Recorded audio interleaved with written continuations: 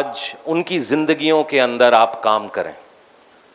परमेश्वर पवित्र आत्मा की सामर्थ्य से इस जगह को भरें कि हमारी जिंदगियां तेरी महिमा के लिए बदल जाएं। प्रभु, जो लोग ऑनलाइन इस समय देख रहे हैं परमेश्वर, जो दुखी के साथ हैं, बीमारी के साथ इस समय बैठे हैं, खुदावन जैसे ही तेरा कलाम उनकी जिंदगियों के अंदर जाए प्रभु, उनकी जिंदगियां फॉरएवर फॉरएवर चेंज हो जाएं। प्रभु, आपका आत्मा यहाँ पर बैठे हुए सभी लोगों के साथ बातें करे। होली स्पिरिट, आप हमारे को अंदर से हील करें, ब्लेस करें। प्रभु यीशु के नाम से मांग लेते हैं, आमेन। दो दोस्त थे, शिंदा और बंटी। शिंदे ने तो ही जानते ही हो, तो और ये बचपन से क्रिकेट खेलने वाले, क्रिकेट पसंद करने वाले लोग थे। उम्र हो गई इनकी, शिंदा परमेश्वर सो गया, शिंदा सो गया तो बंटी बड़ा अकेला हो गया। बंटी मनी मन प्रेयर करी जा रहा है कि परमेश्वर मेरा दोस्त तू छीन लिया, अब मैं क्रिकेट किसके नाल खेलना, मैं किसके साथ क्रिकेट डिस्कस करा। मेरे घर वाले भी क्रिकेट नहीं खेलना पसंद करते, मेरी घरवाली तो क्रिकेट के नाम से नफरत करती है, मैं की करा परमेश्वर। तो उदा ही एक दिन बंटी सुत्ता पिया ही शिंदा सपने पे जा गया। बंटी कहता, शिंदा की हाल जे, तू किथे जे? कहता, मैं स्वर्ग पहुंच गया। कहता, स्वर्ग में किदा दा मौसम है? कहता, स्वर्ग दा मौसम बहुत ही सोहना वा, बड़ा ही आनंद आ रहा। कहता, बंटी पूछता, स्वर्ग च क्रिकेट है? कहता, शिंदा कहता, मैंने टीम बना ली है। कहता, टीम बना ली है, फिर विकेट कीपिंग कौन कर रहा वा? कहता, टीम बना ली है मगर विकेट कीपर नहीं मिला। बोला फिर? कहता, तेरी विकेट शनिवार गिरा देनी आपा, टीम पूरी हो जाएगी। तो थोड़ा सोच समझ के दुआ किया करो, क्या पता कौन सी कब सुनी जाए। तो इसी बात को याद रखते हुए अगर आपके पास अपनी बाइबल है तो उसको यूहन्ना रचित सुसमाचार उसकी 14 आयत और 14 चैप्टर और उसकी 15वीं आयत पे हम चलेंगे। ये प्रभु यीशु मसीह के वचन है। इस वचन को पढ़ने से पहले जितने लोग प्रभु यीशु से प्रेम रखते हैं एक बार हालेलुया कहो। दिल से प्रेम रखते हैं, हालेलुया कहो। पावे सरकार कोई भी और फिर भी प्रेम रखते हो, फिर भी हालेलुया कहो। आमीन। ठीक है, फिर मैं सही जगह पे हूं, बाकियां दा पता नहीं मैनू। कलाम ये कहता है, प्रभु यीशु यूं कहते हैं कि यदि तुम मुझसे प्रेम रखते हो, हाँ जी, सारे ने काट लिया कि यदि तुम मुझसे प्रेम रखते हो तो क्या करो? हाँ जी, कितनी परसेंट आ गया? ये नहीं गल दसी तुसी, कितनी आज्ञा माननी चाहिए? हाँ जी, कलाम च की लिखा वा कि जे तुही मैनू प्रेम कर दे जो, तो क्या करना है? कौन सी आज्ञा? 50-50 मानेंगे चलेगा? 60%, 70%, 100%? सरपंच इस बार तेरा नंबर आएगा। कलाम यूं कहता है कि यदि तुम मुझसे प्रेम रखते हो तो मेरी सारी आज्ञाओं को मानोगे। मान चुके हो नहीं, मानोगे, मतलब फ्यूचर में भी मानते रहोगे। एक राजा था और उसका बड़ा ही खूबसूरत एक राज्य था। तो राजा बड़ी मेहनत कर रहा था अपने राज्य को मेंटेन करने में, क्योंकि आपको मालूम है कोई भी चीज़ मेंटेन करनी होती है तो उसमें बड़ी मेहनत लगती है।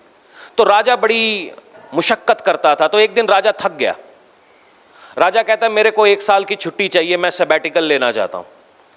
तो उसने अपने बेटे, जो बेटा उससे बहुत प्रेम करता था, उसको बुलाया। कहता बेटे, मैं 1 साल के लिए छुट्टी पे जा रहा हूँ, ये जो मेरा सारा राज्य है ये तेरे नीचे है, इसका अच्छे से ख्याल रखना। खास तौर पे वो बगीचा जो मैंने बनाया, छोटा सा है, मैंने अपने हाथों से बनाया है क्योंकि मुझे गार्डनिंग का शौक है। तो वो जो सारा बगीचा है उसको आप बहुत ध्यान से देखना, बस मेरा राज्य भी देखना। उसके अंदर सफाई होनी चाहिए बगीचे के अंदर। वो बहुत अलग अलग जगहों से मैं फूल लेकर आया हूँ, उनको संभालना है, मौसम बिगड़ता है क्योंकि मैं 1 साल के लिए जा रहा हूँ। ये मेरा मुकुट पहन, ये मेरी अंगूठी ले, और जो भी तू कहे वो सारा कुछ इस राज्य में हो जाएगा। बेटे ने कहा बड़ी अच्छी बात है, पिताजी ने मेरे को वक्त से पहले ही राजगद्दी दे दी। हालेलुया करके उसने भाई लंगर भी लगा दिया। अब पिताजी छुट्टी पे चले गए साल भर के लिए। साल भर के बाद पिताजी वापस लौटे तो पिताजी ने बेटे को बुलाया। कहता बेटे, मैंने देखा राज्य थोड़ा सा अपग्रेड हो गया है कि यहां बहुत चकाचौंध बढ़ गई है। कहता नहीं पिताजी, जो बाकी 4 हमारे पड़ोसी थे ना, मैंने उनके खिलाफ जंग करी, उनको बुरी तरीके से पीटा, उनके बंदे भी मैंने अपने नीचे लगा लिए। कहता अब हमें टेंशन नहीं है। पिताजी बहुत खुश हुए। कहता पिताजी ये देखो, उनके वहां से मैं इत्तर भी ले आया। पिताजी ये देखो, मैं वहां से बढ़िया बढ़िया सोना चांदी और पत्थर लेके आया हूं, हीरे जवाहरात लेकर आया हूं। पिताजी कहता ओके। पिताजी अब आपको कोई चिंता करने की जरूरत नहीं, आपने मेरे को 1 साल की रिस्पॉन्सिबिलिटी दी थी, जो आप 40 साल में नहीं कर सके मैंने 1 साल में कर दिया। भरा दरबार था। पिताजी अब क्या कहते? पिताजी ने उनसे पूछा मेरे गार्डन का क्या हाल है? कहता नहीं, आप मेरी अचीवमेंट्स नहीं देख रहे हो, मैंने आपके सारे दुश्मनों को हरा दिया। उनके यहां से जो जो चीजें उन्होंने हमारी छीनी थी, जो जो बिजनेस उन्होंने हमारे बंद किए थे, जो जो लोगों को उन्होंने हमारा बंद किया था, मैंने उन सब को हरा दिया। आपको अपना एक छोटे से गार्डन की पड़ी है। कहता बेटे, जिस चीज की मैंने तुझे आज्ञा दी थी तूने वही काम नहीं किया। तूने उस छोटे से गार्डन की अनदेखी की, क्योंकि जब मैं महल में आया तो वो गार्डन सारा उजड़ गया था, जिसको मैंने 40 साल की मेहनत से बनाया था। दुश्मनों का क्या है, आज ये 4 दुश्मन हैं, कल 2 और दुश्मन होंगे। दुश्मनी तो सारी जिंदगी भर चलती रहेगी, मगर ये जो मैंने बीजा था इसको तूने सड़ने कैसे दिया? हम कई बार सोचते हैं कि हम बड़े सारे काम परमेश्वर के लिए कर रहे हैं, बड़ी मेहनत कर रहे हैं, सुसमाचार सुना रहे हैं, प्रार्थना कर रहे हैं, परमेश्वर के वचन, परमेश्वर के घर में सेवा भी करते हैं, मगर कई बार अगर उसका हुक्म ना माना जाए तो क्या? कलाम कहता है अगर तुम मुझसे प्रेम करते हो तुम मेरी सारी आज्ञाओं को। बाप ने बेटे से कहा कि मेरा मुकुट और मेरी अंगूठी वापस कर। तूने जो किया अचीवमेंट्स अच्छी हैं, मगर तूने मेरे हुक्म की तामील नहीं की। अचीवमेंट्स अच्छी थी क्योंकि सब लोगों को वो दिख रही थी, मगर जिस बात का हुक्म दिया गया था वो नहीं किया गया। बाइबल कई जगहों के ऊपर बताती है, बाइबल अपने पतियों को हुक्म देती है इफिसियों 5 में कि वो अपनी पत्नियों से प्रेम करें, और पत्नियों को हुक्म देती है कि अपने पति का। हाँ जी, ताड़ी आवाज गुम गई। पाजी कुछ भी कहो, ए ना कहो, हाडी बाइबल च है ही नहीं है, आपा पेज ही उखाड़ सटिया।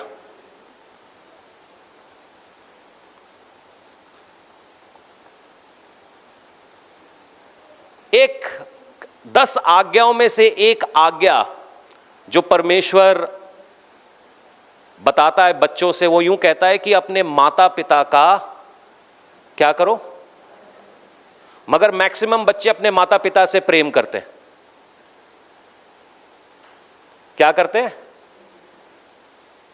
आदर करना और प्रेम करना 2 अलग अलग चीजें। जब आप बाइबल को बहुत गौर से पढ़ते हैं और पुराने नियम में पढ़ते हैं तो लोगों की उम्रें मेंशन है।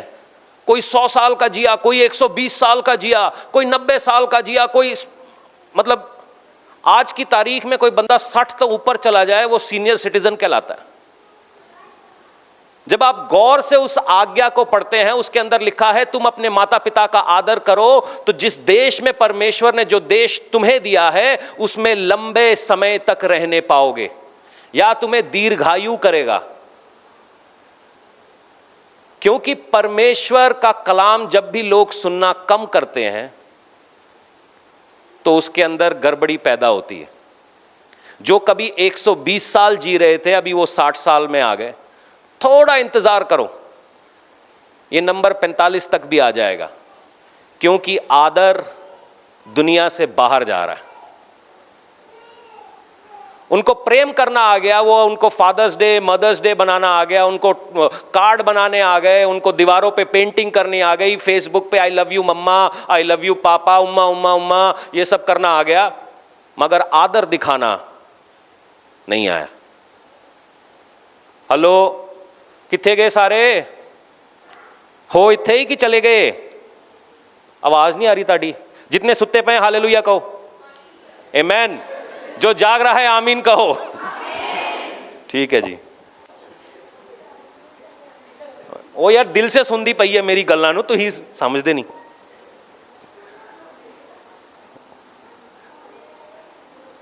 प्यार आज्ञाकारिता में भी है। कितने लोग ये समझते हैं? अभी थोड़े समय में आशिकों के नवरात्र आएंगे। टेडी डे, चॉकलेट डे, कुत्ता डे, बिल्ली डे, वैलेंटाइंस डे मनाएंगे। ठीक है जी, मगर उनमें से कितनों से आप ये पूछो कि क्या आप अपनी बाउंड्रीज को मानोगे, अपनी हदों में रहोगे, परमेश्वर के कलाम को मानते हुए दूसरे को प्रेम दिखा पाओगे? ओदा नंबर बड़ा ही घट जाना। क्योंकि प्रेम खाली एक्सप्रेशन नहीं है, प्रेम ओबीडियंस है।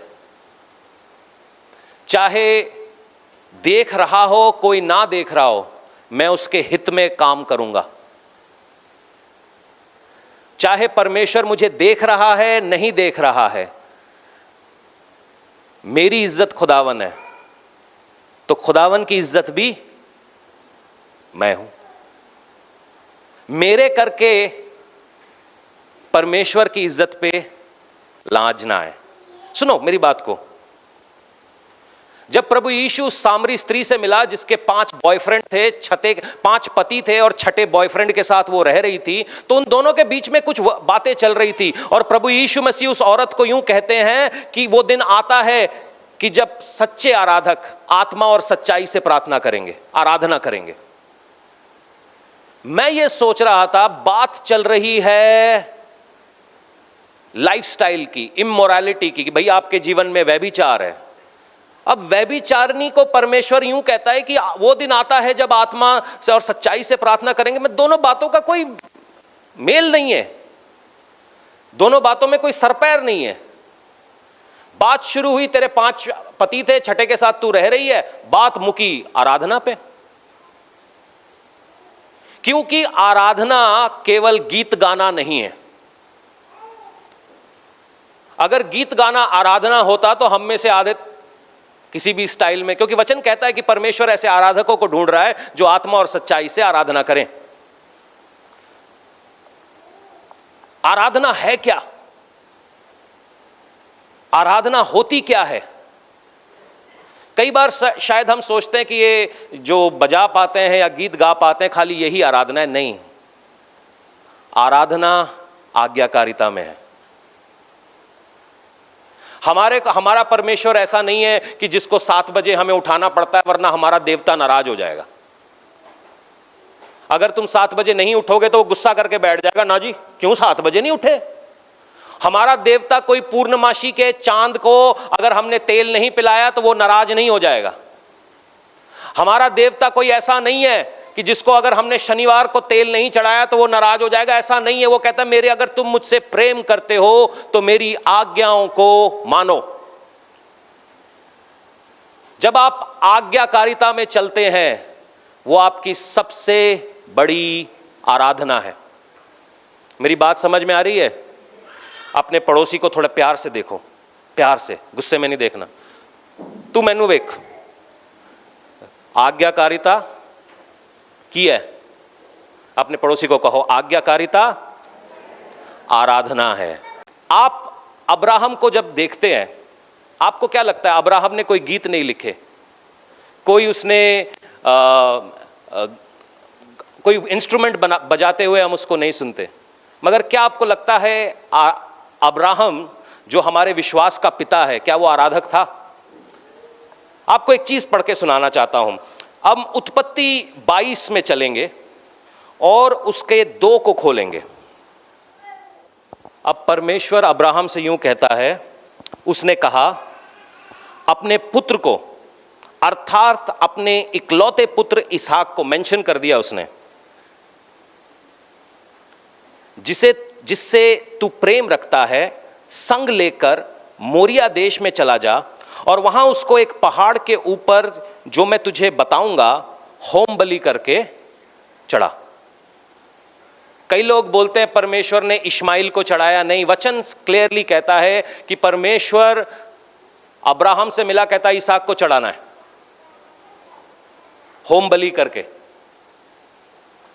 अब यहां पे अब्राहम का प्रत्युत्तर मैं आप लोगों को दिखाना चाहता हूं। वचन क्या कहता है इसकी 5वीं आयत में, और उसने अपने सेवक से कहा, गधे के पास यहीं ठहरे रहो, यह लड़का और मैं वहां जाकर और दंडवत कर कर फिर तुम्हारे पास लौट आएंगे। वो यूं कहता है, वो ये नहीं कहता कि मैं इसकी बलि चढ़ाने जा रहा हूं, वो यूं कहता है कि मैं वर्शिप करने जा रहा हूं, मैं परमेश्वर की आज्ञा मानने जा रहा हूं, मैं वर्शिप करने जा रहा हूं और मैं परमेश्वर की आज्ञा मानने जा रहा हूं। ये दोनों चीजें सेम है। और उसके आगे बेटा इसहाक अपने पिता से पूछता है कि हमने लकड़ी ले ली है, हमने सब कुछ ले लिया है, चढ़ाने के लिए मेढ़ा कहां है? अब्राहम कहता है परमेश्वर देगा, परमेश्वर देगा। जब भी आप परमेश्वर के लिए एक कदम उठाते हैं, परमेश्वर 10 कदम उठाता है। परमेश्वर एक सामर्थी परमेश्वर है, वो एक जिंदा खुदा है, वो कोई मुर्दा खुदा नहीं। उसको ट्रेडिशंस में हम नहीं ढूंढ सकते, उसको रीति रिवाजों में हम नहीं ढूंढ सकते, उसको चर्च में बैठ के हम नहीं ढूंढ सकते। हमारे से अच्छे गीत गाने वाले लोग इस दुनिया में मौजूद हैं। परफॉर्मेंस और वर्शिप के बीच का जो डिफरेंस है वो है आज्ञाकारिता। आप सबसे अच्छा गीत गाते हो, आप सबसे अच्छा बाजा बजाते हो, मगर आपके जीवन में आप जब हाथ उठा के प्रार्थना करते हैं, आपके मुंह से हालेलुया का शब्द फूटता है और लोग हिल जाते हैं, मगर आपके जीवन में आज्ञाकारिता नहीं है तो वो कुछ भी नहीं है। बेटे का सवाल था, तू कह रहा है हम वर्शिप करने जा रहे हैं, सामान कहां है? कहां है जिसको तू चढ़ाने वाला है? जो खुद दान है। सपोज दान डालने के लिए आप आज एक मेहनत से, मुझे अभी भी याद है कोरोना का दिन चल रहा था, मैं ये कहानी बताना भूल गया। एक कोरोना का दिन चल रहा था, एंड हो रहा था कोरोना। एक व्यक्ति यहीं पीछे जहाँ पे नहर खत्म होती है उस जगह को क्या बोलते हैं, लुधियाना मोहल्ले के साइड में, मेरे को जगह याद नहीं आ रही, शायद गुरखा मोहल्ला या वहाँ से कोई आता था जब वहाँ पे कोरोना चल रहा था। तो एक दिन उसने पूरा ऑफरिंग का बड़ा लिफाफा लिया और उसके अंदर 12 रुपए डाले। कोरोना तब ख़त्म हो रहा था, हम शाहपुर में थे। 12 रुपए डाले, पूरा उसने अपना पंजाबी में नाम लिखा। मैं थोड़ा सा सकपका गया क्योंकि कोरोना का टाइम काफ़ी मुश्किल था। तो उसने 12 रुपए डाले और मैं कल जब अपने ड्रॉर की सफाई कर रहा था वो लिफाफा मुझे मिला, तो उसने वो 12 रुपए दिए और वो शायद उसका आखिरी बार था वो हमारे चर्च आया। थोड़े दिन पहले उसका फ़ोन आया और कहता जी मैं लुधियाना पहुंच गया हूँ, विशाखापट्टनम पहुंच गया हूँ, और मैं क्या तेरा परिवार, क्योंकि परिवार ने उसे छोड़ दिया था। कहता जी मेरा परिवार भी मेरे साथ है, बच्चे भी पढ़ रहे हैं। मैंने कहा अभी क्या कर रहा है? कहता जी मैं सुपरवाइज़र हूँ। मैं कहाँ? कहता मैं इस जगह पे सुपरवाइज़र। मैं कहता तेरे को पढ़ना लिखना तो आता नहीं, सुपरवाइज़र कैसे बन गया? कहता रब ने कृपा कर दी। मैंने कहा तेरा बेटा क्या कर रहा है? कहता मैंने उसको नर्सिंग कॉलेज में भर्ती करा दिया, बेटी अभी 12वीं या 10वीं दे रही। वो जब वो 12 रुपए थे, वो शायद एक बड़ा ही नॉमिनल शायद अमाउंट था, शायद किसी के लिए 12 रुपए अहमियत भी नहीं रखते, मगर उसने अपना बेस्ट गिफ्ट उस दिन डाला। आराधना, शायद वही उतने ही पैसे होंगे उसके पास, क्योंकि काम उस समय अगर आपको याद है दिहाड़ी वालों को काम भी नहीं मिल रहा था, बड़ी मुश्किल कोई काम दे रहा था या कोई काम चल रहा था। आज प्रभु ने उसके जीवन के अंदर काम किया। सुनिए, आधा वचन मानना वो भी अनाज्ञाकारिता है। सुनिए, कानून के अंदर आप सारे लोग मोटरसाइकिल चलाते हैं, जो कानून कहता है, लॉयर हमारे बीच में मौजूद है, कि दोनों बंदे जो गाड़ी में बैठेंगे, जो गाड़ी चला रहा है, मोटरसाइकिल चला रहा है, उसके भी हेलमेट होना चाहिए, और जो पीछे बैठा है उसके भी हेलमेट होना चाहिए। दोनों में से अगर एक के भी हेलमेट नहीं है तो पूरा चालान भुगतना पड़ेगा, है ना? ऐसा ही लिखा है। हाँ लॉयर साहब, ऐसा ही है। हाँ, इसने बोल दिया तो ऐसा ही है, वकील है भाई। तो सोचो, हम आधी बातें करके पूरे मजे कैसे ले सकते हैं, या पूरी आशीष कैसे ले सकते हैं? हम आधी बातें करके पूरी बरकतें कैसे ले सकते हैं? मेरी गल समझ नहीं लग रही? सुनिए, व्यवस्था विवरण उसका 30, उसका 16 से 19 तक हम पढ़ना चाहते हैं, ताकि आप भी समझें कि जो मैं पढ़ाने की कोशिश कर रहा हूं वो बरकत से भरा हुआ है। कई बार जब हम आज्ञाकारिता की बात करते हैं तो लोगों के पसीने छूटने लगते हैं, मगर पसीने छूटने की बात नहीं है, बरकतों की बात है। व्यवस्था विवरण 16 से 19 यूं कहता है, 30 का 16 यूं कहता है,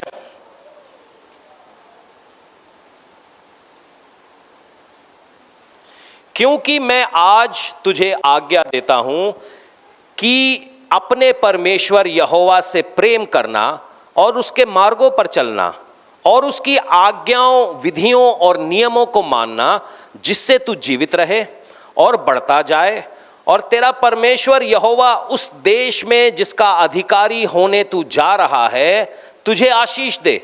17वीं आयत यूं कहती है, परंतु यदि तेरा मन भटक जाए और तू ना सुने और भटक कर पराये देवताओं यानी पैसे, करियर और एक्सेट्रा एक्सेट्रा दंडवत करे और उनकी उपासना करे, तो मैं तुम्हें आज यह चेतावनी दिए देता हूं कि तुम निस्संदेह नष्ट हो जाओगे, और जिस देश का अधिकारी होने के लिए तू यरदन के पार जा रहा है उस देश में तुम बहुत दिनों के लिए रहने ना पाओगे।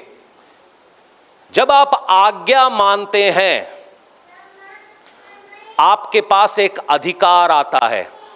जो जगह परमेश्वर ने आपको दी है, जब उसके हुक्म को मानते हैं, उसके वचन को मानते हैं, जो घर, जो बिजनेस, जो सर्विस, जो जॉब, जो पढ़ाई की जगह, जो वर्शिप, जो मिनिस्ट्री परमेश्वर ने आपको दी है, आप अधिकार से वहां पर खड़े रह सकते हो।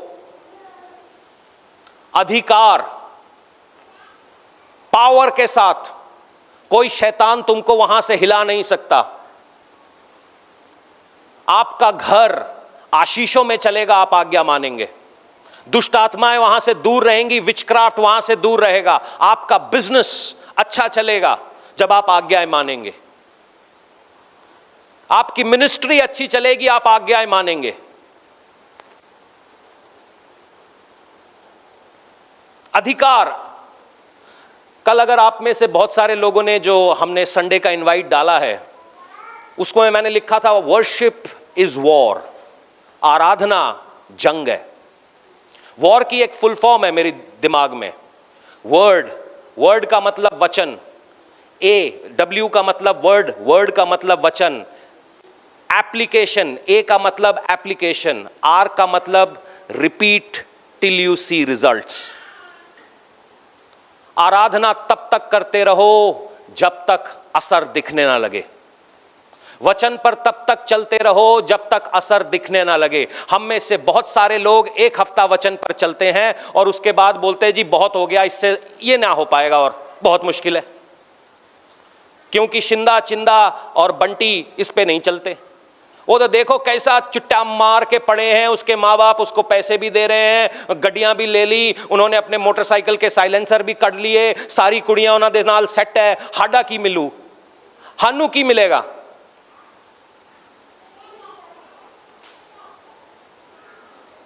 ਕੰਮੋਂ ਤੁਹਾਨੂੰ ਵੇਖਦੀ ਵੀ ਨਹੀਂ ਹੈ, ਸਾਡੇ ਕੋਲ ਮੋਟਰਸਾਈਕਲ ਕੀ ਸਾਈਕਲ ਨਹੀਂ ਹੈ, ਪੈਦਲ ਜੋਗੇ ਜਾਣੇ ਦੀ ਜਗ੍ਹਾ ਨਹੀਂ ਹੈ। ਭਾਜੀ ਤੁਸੀਂ ਕਹਿੰਦੇ ਹੋ परमेश्वर दे पीछे तुरो।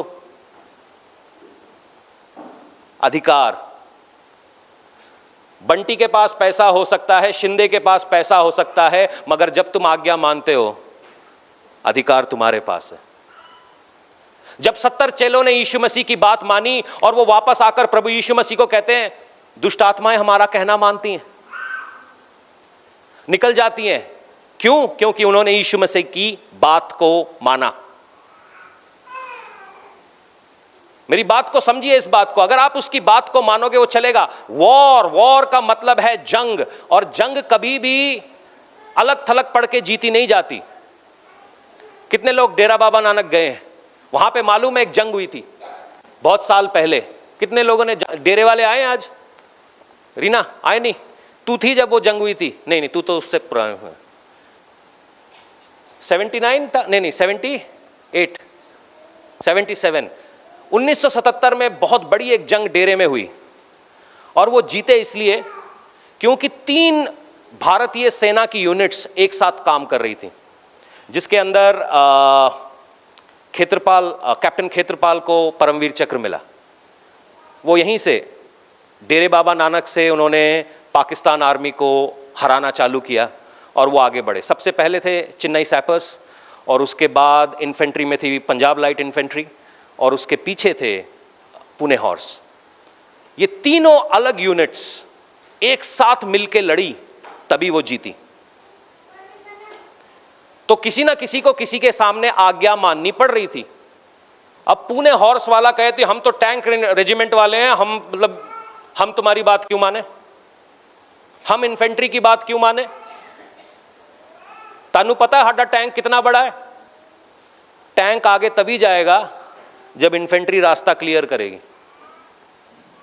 तू वर्शिप लीडर है, मैं तेरी गल क्यों माना? मैं सीधा पास्टर दी गल माननी है तेनू ज्यादा बाइबल पता वा? सुनिए, इस बात को थोड़ा और समझने की कोशिश करिए। परमेश्वर का कलाम कहता है एक दूसरे के अधीन रहो, वो भी आज्ञाकारिता है। मैं तेरी गल क्यों सुना, तू मेरी गल क्यों सुन? यही मसला है ना घरों में। अगर ये मसला हम सॉल्व कर रहे हैं तो आपकी आराधना एक जंग में बदल जाएगी, और वो जंग आप जीतेंगे। मैं पास्टर दी क्यों सुना? ओनू की पता परिवार किद्दां चलता है पिंडा में, ओनू की पता बोरवेल किद्दां ऑन होंदा वा, ओनू की पता गेहूं दा की रेट आ,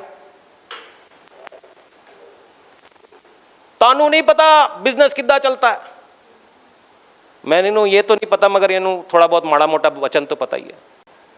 आप एक फौज की तरह तभी काम कर सकते हैं जब आप रूहे पाक की बातों को मानते हुए चलें, स्टेप बाय स्टेप, स्लोली, छोटी छोटी बातों में, जिंदगी की छोटी बातों में परमेश्वर को पहला स्थान देना। बड़ी बातें नहीं चाहिए, किसी को अपना हाथ वाट काट के नहीं चढ़ाना, छोटी बातें। आज परमेश्वर ने कहा मोबाइल नहीं देखना तो नहीं देखना, आज टाइम से चर्च पहुंचना है तो पहुंचना है। पास्टर जी एक ही दिन मिलता है, मुझे भी पता है, मगर एक ही दिन आपको परमेश्वर ने ठहराया बरकत के लिए, तो ले लो, ताकि आपके 6 दिन अच्छे जाएं। बंधनों को तोड़ो, बाकी आपका सारा जीवन अच्छा जाए, आपकी आने वाली जनरेशन अच्छी जाए।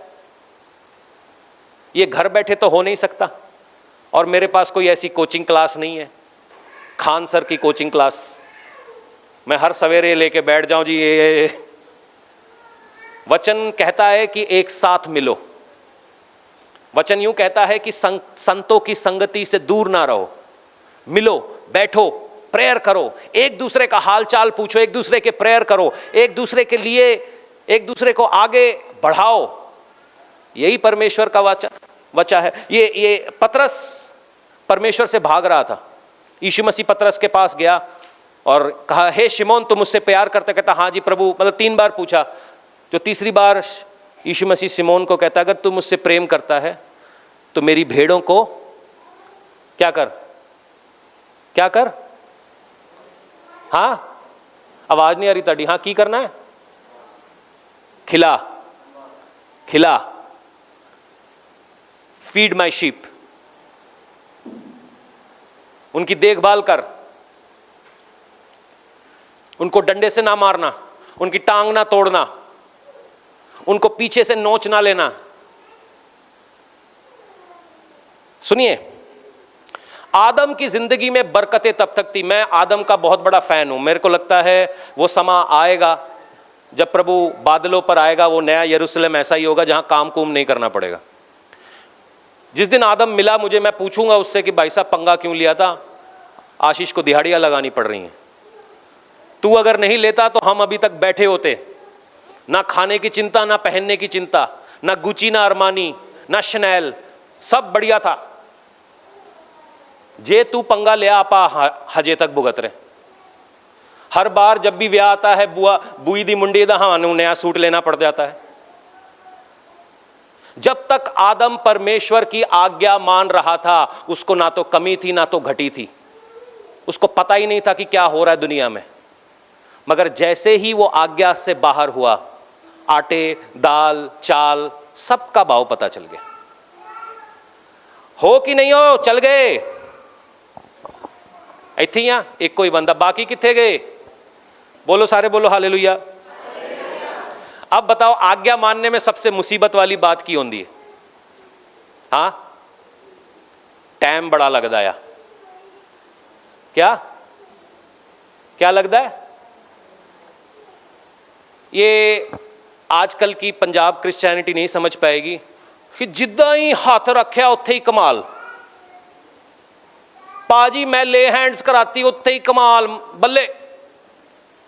मैं जिद्दां दा तेल लगाया, जिद्दां दा पापा जी दा मोजा सूंघिया, वाह कमाल, बल्ले, पुछो ही कोई ना। ये नहीं समझ आनी ताडे, ये उन्हां दे लिए है भी नहीं। गल सुनियो मेरा, नूह मेरे हिसाब से जो एक पहली प्रोफेटिक मिनिस्ट्री थी वो नूह मिली। परमेश्वर ने नूह से बात की, और नूह से बात इसलिए की कि मैं यार ये जो सारी दुनिया है ना, ये पल्यूट हो चुकी है, मैं इसको साफ करने लगा हूं, मैं एक बाढ़ भेजने लगा हूं। तू अपना सारा काम छोड़ और एक नाव बना। और अगर बाइबल को बहुत गौर से देखें तो करीबन वो 50-60 साल तक इंतजार करता रहा, 100 साल ऑलमोस्ट उस नाव को बनाता रहा कि एक दिन बाढ़ आएगी। फर्ज कीजिए आपका बढ़िया बिजनेस चल रहा है और वो सारा बिजनेस आपने छोड़ दिया, एक दिन बाढ़ आएगी। वो एक वचन कहीं से सुन लिया आपने और एक दिन बाढ़ आएगी। और जब वो नाव बना रहा था, आपको क्या लगता है लोग हंसते नहीं होंगे उस पर? लोग उसका मजाक नहीं उड़ाते होंगे जैसे शायद आपका उड़ाते हैं? चर्च जाता है की मिले तेनू, हाडे पासे आ जा, रविवार चर्च चली जाई, बाबा दे कोल चली, गुरुवार रविवार चर्च, कोई टेंशन नहीं। होता है ना? 100 साल तक वो आदमी अपना मजाक बनाता रहा 39 दिनों के लिए। आपको क्या लगता है 100 साल का इंतजार छोटा है? दाऊद का अभिषेक हुआ, उसको अगले दिन से ही होना चाहिए था, मेरा पिताजी मेरे को बकरी चराने नहीं भेजेगा, वो अगले दिन वाला जा बकरी चरा। कुछ चेंज नहीं हुआ, राजगद्दी भी नहीं मिली, जंगे जीत रहा है, लोगों को हरा रहा है, उसका अनॉइंटिंग नजर आ रहा है, मगर गद्दी नहीं मिली। क्या दाऊद के दिमाग में नहीं आया कि मैं चलो परमेश्वर के विरोध चल लेता हूं? हाँ जी,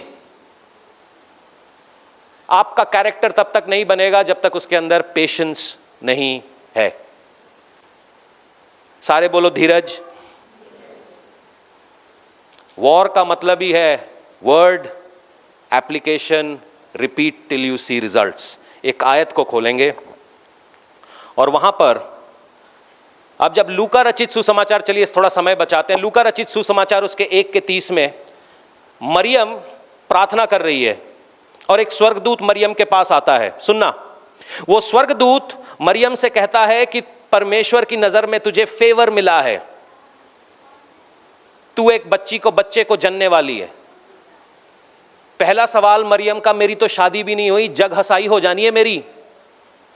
जो बच्चा तू पैदा करेगी वो उद्धार करता होगा। अब मरियम ये बोल सकती है, पाजी शिंदी को देख लो, मैनू बख्श दो, मैं ताड़ी आज्ञा क्यों माना, मैं तुम्हारी बात को क्यों मानूं, मेरा कैरेक्टर खत्म हो जाएगा, मेरी शादी टूट जानी है, मेरे घर वाले मुझे घर से बाहर निकाल देंगे, मैं आपकी बात क्यों मानूं।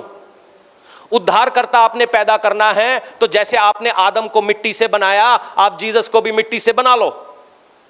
वो तो खुद परमेश्वर है, वचन देहधारी हुआ, हमारे बीच में चलने लगा, उसको 9 महीने की कोख की क्या जरूरत।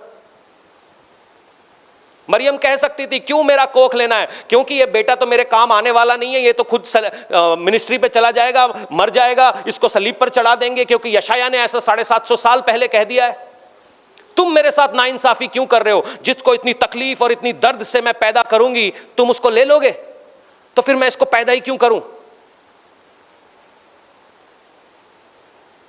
एक कहानी बहुत गौर से सुनना, जब आप उत्पत्ति 6 को देखते हो, वहां पर जिक्र है स्वर्ग दूतों ने मनुष्य की पुत्रियों के साथ ब्याह किया और परिवार बनाए या रिश्ते बनाए। दुश्मन या शैतान हमेशा यह चाहता था कि वो मनुष्य को करप्ट कर दे ताकि उद्धारकर्ता उस कोख में से ना निकले। मगर मरियम नाम की स्त्री, उसने अपनी जिंदगी को पवित्र रखा, उसने अपने आप को पाक रखा, तभी वो परमेश्वर को दुनिया में ला पाई। कुछ स्वर्गदूतों ने, जो शैतान की फौज थी, उसने मनुष्य जाति को करप्ट किया। उत्पत्ति 6 ये कहती है। उनका मकसद था कि किसी तरीके से मनुष्य जाति को करप्ट कर दें ताकि उद्धारकर्ता पैदा ही ना हो सके। मगर परमेश्वर ने नूह का इस्तेमाल किया, उसने पूरी दुनिया को शुद्ध करके एक नई शुरुआत दी, और वहीं से मरियम की कहानी लिखी गई, और मरियम की कोख से उद्धारकर्ता निकला। यह हुआ किस लिए? क्योंकि एक स्त्री वफादार रही, जिसको कोई जानता नहीं था, पहचानता नहीं था, वो एक वफादार रहा। आज भी परमेश्वर शायद एक वफादार को ढूंढ रहा है। वो इस पंजाब को बचाना चाहता है, वो इस इंडिया को बचाना चाहता है।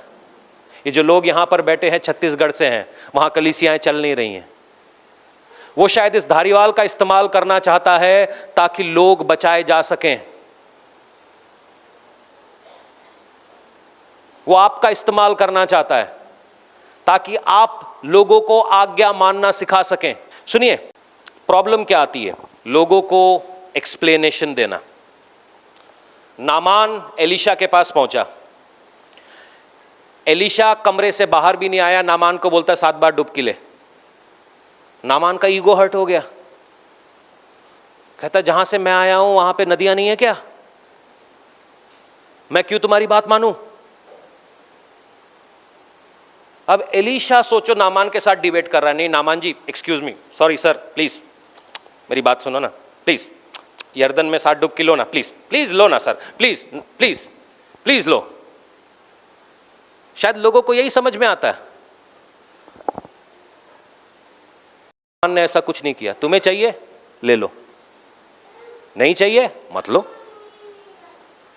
एलिया उस स्त्री के पास पहुंचा जिसके पास मुट्ठी भर आटा और कुप्पी में तेल है, और एलिया उस स्त्री को बोल रहा है कि मुझे दे पहले। स्त्री बोल सकती नहीं, मेरे प्राणे आए हैं, पहले उन्होंने दे लिए बना लवा, फिर मैं तानू देंगी। कहता ना, पहले मुझे, पहले। वहां कोई डिबेट नहीं देखते आप। आज्ञाकारिता बिना डिबेट के होती है। जो डिबेट के साथ होती है, जब कोई बच्चा नॉटीनेस करता है उसको पंजाबी च की कहते हैं? हाँ जी, हाँ की कहते हैं? हाँ भाई बंद क्यों? कि मेरा बेटा जिसको मैंने बहुत प्यार करती हूँ वो क्या करता है? शैतानी, ये शब्द आया कहां से? इसका रूट वर्ड है शैतान, क्योंकि शैतान अनाज्ञाकारिता को लेकर आता है। अब एलिया और विधवा डिबेट कर रहे, ना ना ना, ये मुट्ठी भर आटा मेरे को दे, मेरे को दे, मेरे को दे, मेरे को दे। वो बुढ़ी विधवा बोल रही, नहीं नहीं नहीं नहीं, मेरा बेटा खाएगा, उसने पिज्जा ऑर्डर किया था, यही आखिरी पिज्जा है हमारा, ये भी मैं तुझे दे दूं। यीशु के पास एक आदमी आया, उसकी आंखें नहीं थी, यीशु ने थूका, मिट्टी का लेप बनाया, आदमी की आंखों पे लगा दिया। यहूदी समाज में यह सबसे घटिया काम है कि आदमी आदमी के ऊपर थूक दे, उसे शुद्धिकरण कराने जाना पड़ता है। और फिर उसके बाद यीशु बोल रहा है, जाके सिलोम में धो ले। भाई साहब, जब आपने मेरी आंखों पे मिट्टी का लेप लगाया, मुझे दिखाई नहीं दिया, आप काहे के मसीहा हो? मैं तो चंगा नहीं हुआ, अब मैं सिलोम भी ढूंढूं और सिलोम में अपना ऑटो का खर्चा करके भी जाऊं और वहां जाके पानी में जाके अपनी आंखें दूं? चट पर यार, घर चलिए, जा काम करिए। हाँ जी, उसने जाके अपनी आंखें धोई बिना सवाल, बिना किंतु परंतु किए हुए। वचन यूं कहता है, उसकी आंखें खुल गईं। साले बोलो हालेलुया। 38 साल से एक व्यक्ति बेत्सैदा नाम के पुल पर पड़ा हुआ है। यीशु उसके पास जाता है, बोलता चटाई उठा और चल। उसके अंदर का भी धारी वाली जाग गया, कहता पाजी मैं 38 साल से इधर हूं, तेरी उम्र है 33 साल, तू मुझे चलाएगा? हर साल यहां पर स्वर्गदूत उतर रहा है, मेरा नंबर आ नहीं रहा। कहता चटाई उठा और चल। कहता मैं चटाई कैसे उठाऊं, चटाई मेरे बस की नहीं है, किसी और को बुला लो। क्या वो चल पाता? क्या वो चल पाता? तुम्हारे दिमाग में ये चटाइयां बैठ गई हैं क्योंकि तुम रीजनिंग कर रहे हो। विश्वास अगर तुम्हारे दिल में है तो पहाड़ों से कहो, वो अपना रास्ता बदल लेंगे। अधिकार तुम्हारे पास तभी आएगा जब आप आज्ञाकारिता में बने रहोगे। कोई घूसखोर अफसर अपनी नौकरी ज्यादा समय तक रख नहीं पाता। जो व्यक्ति अनाज्ञाकारिता कर रहा है वो ज्यादा समय तक टिक नहीं पाता। अगर आप अधिकार में चलना चाहते हो तो वचन को मानो। एक आखिरी आयत पढ़ते हुए प्रार्थना में जाएंगे। अगर आपके पास आपकी बाइबल है तो उसको 2 कुरिन्थियों 10 पर खोल लें।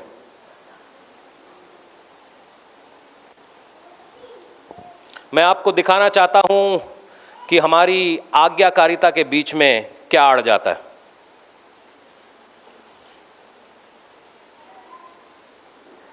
उसके 10:3 में 2 Corinthians 10:3,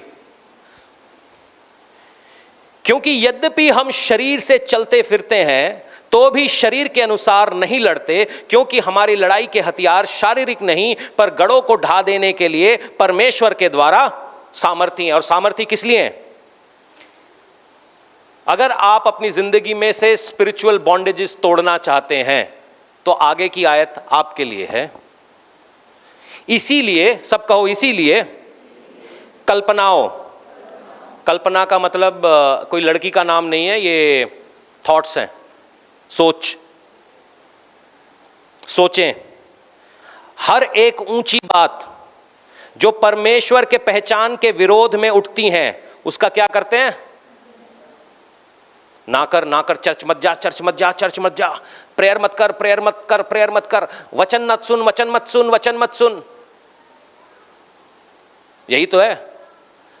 फिश पार्क जा, फिश पार्क जा, फिश पार्क जा, शिंदे के साथ बैठ, शिंदे के साथ बैठ, शिंदे के साथ बैठ, चिट्टा पिलाएगा, चिट्टा पिलाएगा, चिट्टा पिलाएगा, फ्री का चिट्टा, फ्री का चिट्टा, फ्री का चिट्टा, लड़कियों के 3 नंबर भी देगा। हर एक बात का जो परमेश्वर के वचन के विरोध में उठती है उसका क्या करते हैं? सुनो। और हर एक भावना, सबके अंदर भावना है, फीलिंग। हाँ, कितनों की फीलिंग है आज संडे यार चर्च नहीं जाना? चीते की है। अब सोचो चीता विलुप्ति हो जाएगा, तू नहीं, हाँ बच गया, नहीं तो आखिरी चीता मैंने ही मार देना था। हर एक भावना या इमोशन को कैद करके मसीह का क्या बनाते हैं और तैयार रहते हैं कि जब तुम्हारा आज्ञा पालन पूरा हो जाए तो हर एक प्रकार की आज्ञा उल्लंघन को क्या कर सको। आज्ञा उल्लंघन क्या है? क्या मसीह चाहता है आप दुखी रहो? मेरी बात को थोड़ा गौर से सुनिए। क्या मसीह चाहता है आप दुष्ट आत्माओं के नीचे लगे रहो? हाँ जी। क्या मसीह चाहता है आपके ऊपर जादू टोने चलें? क्या मसीह चाहता है आप बीमार रहो? क्या मसीह चाहता है आपके घर में कलेश हो? तो इसको दंड देने का एक ही तरीका है, यहां जो चल रहा है इसको काबू में लाओ। काबू में कैसे लाओगे? वचन के जरिए से, फास्टिंग से, प्रेयर से। जब इसको काबू में ले आए, इसको बाइबल के हिसाब से सोचना सिखा दिया, यहां पर जो चल रहा है उसको काबू कर लिया, आप हर एक डीमन को कास्ट आउट कर सकते हैं। नहीं तो उस 38 साल के आदमी की तरह यीशु सामने है, वो कह रहा है चटाई उठा और चल, आप कह रहे हो कोई स्वर्गदूत ऊपर से कूदा नहीं। हर एक आज्ञा उल्लंघन को दंडित करने के लिए प्रभु आज आपको मौका देता है, मगर उसकी एक कंडीशन है, आज्ञा पालन। आपको मालूम है आज्ञा पालन मुश्किल है, कितने लोग जानते हैं? है ना? ओबीडियंस का दूसरा नाम है सैक्रिफाइस। लोग शहीदों को बड़ा समझते हैं और जब 26 जनवरी में इनको इनाम मिलता है कि आज्ञा पालन करते हुए अपनी जान दे दी, तो इनको महावीर चक्र, सेना चक्र, परमवीर चक्र मिलता है। जब आप आज्ञा पालन करते हो तो आपको सैक्रिफाइस करना ही पड़ेगा, और जब आप सैक्रिफाइस करते हो वो परमेश्वर के सामने एक वर्शिप की तरह है, और जब वो उसको रिसीव करता है उसके मुंह से आशीषें निकलती हैं, ब्लेसिंग्स निकलती हैं, और उसको कोई रोक नहीं सकता। नूह की कहानी को एंड में आप जब देखते हैं, जब 40 दिन का ये फ्लड पूरा हो गया, तो नूह ने शायद कबूतर का एक जोड़ा लिया और उसको काट के जला दिया। परमेश्वर के नथनों में जब वो स्मेल गई, अगर आप नूह की जगह पे हो, नूह ने बड़े थोड़े से जानवर बचाए थे, अब मेरा परिवार इस दुनिया में अकेला रह गया, ये थोड़े बहुत जानवर है मेरे पास, मैं इनको अपने लिए बचा के रखता हूं, मेरा इकोसिस्टम सही करेंगे। मगर उसकी परवाह किए बिना नूह ने जब वो दान चढ़ाया, परमेश्वर के मुंह से एक बात निकली कि मैं पृथ्वी को दोबारा पानी से नष्ट ना करूंगा। सब लोग बोलते हैं बाढ़ क्यों आ रही है? बाढ़ और जल प्रलय का कोई लेना देना नहीं है। मैक्सिमम बाढ़ें जो आ रही हैं वो आदमी ने बना रखी हैं अपने लिए। नदी के बगल में रिजॉर्ट बना लो, और नदी बहेगी जब, जैसे पिछले साल बही थी, रिजॉर्ट टिकेगा तुम्हारा? खुद अपने हिसाब से तुमने डैम्स बना लिए और उसके अंदर पानी भरने लग गए, और पानी जब ऊपर से आया वो डैम्स टूट गए। किसका कसूर है? ये किसी और का कसूर नहीं है, ये मैन मेड प्रॉब्लम्स हैं, एटलीस्ट 99%। परमेश्वर अपने कलाम पे अभी भी खड़ा है कि मैं दोबारा बाढ़ से नष्ट ना करूंगा। मगर वो सारी बातों को हाथ रखते हुए हर अनाज्ञाकारिता को आप आज दंडित कर सकते हैं। मैं नहीं जानता कौन से एरिया में आज शैतान आपको पकड़ के बैठा है, कौन सी जगह से वो आज आपके ऊपर हमला कर रहा है, आपके परिवार के ऊपर, आपके ना जाने कौन सी जगह से। मगर आज प्रभु आपको हुक्म देता है कि अगर आप मेरे वचनों को मानते हो, अगर तू मेरे वचनों पर चलता है, मेरे वचनों पर चलती है, आज सिचुएशन चेंज होगी, आज सिचुएशंस बदलेंगी, आज से तेरे घर के अंदर एक नई शुरुआत होगी। अपने वायदे में तू कदम रखेगा, अपनी सेहत के अंदर चंगाई को देखेगा, अपने पैसों के अंदर चंगाई को देखेगा, बरकत को देखेगा। अगर तू मेरे वचन को मानता है, वो बहुत बड़ा इफ है। हम कई बार उसके कलाम को पढ़ तो लेते हैं, हर शाम को प्रार्थना भी करते हैं, मगर उस पर चलना थोड़ा मुश्किल है। मगर आज परमेश्वर से मांगे, अगर आज आप कुछ मांगना ही चाहते तो मांगे कि प्रभु मुझे वो दिल दे कि मैं तेरे कलाम पे चल सकूं। आइए हम प्रार्थना करें कि हर एक ऐसी चीज जो परमेश्वर के विरोध में उठती है, हर एक ऐसी चीज जो परमेश्वर के, हर एक भावना, हर एक इमोशन जो मुझे आज हिलाती है, मुझे मजबूर बनाती है, आज मैं उसको बांधता हूं यीशु के नाम में। परमेश्वर ने आपको बंधवाई के लिए नहीं बुलाया है, उसको बंधवा मजदूर पसंद नहीं है, उसको झूठा रिलीजन पसंद नहीं है। वो तुम्हारे रिलीजियस आउटफिट से खुश नहीं होगा कि सवेरे 6 बजे चिट्टा कपड़ा पहन के हम सवेरे उठ के बाइबल लेकर बैठ गए। वो आपकी आज्ञाकारिता से खुश होगा। आज अपने आप को परमेश्वर के हाथ में दें और मांगे कि प्रभु मुझे वो बल दे कि मैं तेरे आज्ञाकारिता को पूरा कर सकूं, और हर एक ऐसी चीज जो तेरी आज्ञा का उल्लंघन करती है मैं उसको दंडित कर सकूं। प्रभु खुदा मेरा उठना बैठना तुझे भाता रहे।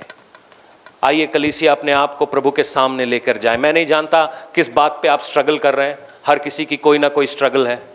कोई शायद चीनी पे स्ट्रगल कर रहा है, कोई पैसों पे स्ट्रगल कर रहा है, कोई शायद जिंदगी के अलग अलग जोन्स के ऊपर स्ट्रगल कर रहा है, मुझे नहीं मालूम। कोई शायद नशे से जूझ रहा है, कोई शायद घर में जूझ रहा है, बच्चों से जूझ रहा है, कोई अपने हस्बैंड से, कोई वाइफ से, कोई शायद करियर से। मैं नहीं जानता किस चीज़ से आज आप जूझ रहे हो, मगर आज आप हम परमेश्वर के सामने जाएं और कहें कि खुदावन मैं तेरी आज्ञाकारिता को पूरा करना चाहता हूं। दर्द हो रहा है, तकलीफ हो रही है, मगर मैं पूरा जरूर करना चाह रहा हूं। मेरा उठना बैठना और मेरा उठना बैठना और ना तुझे बाता रहे।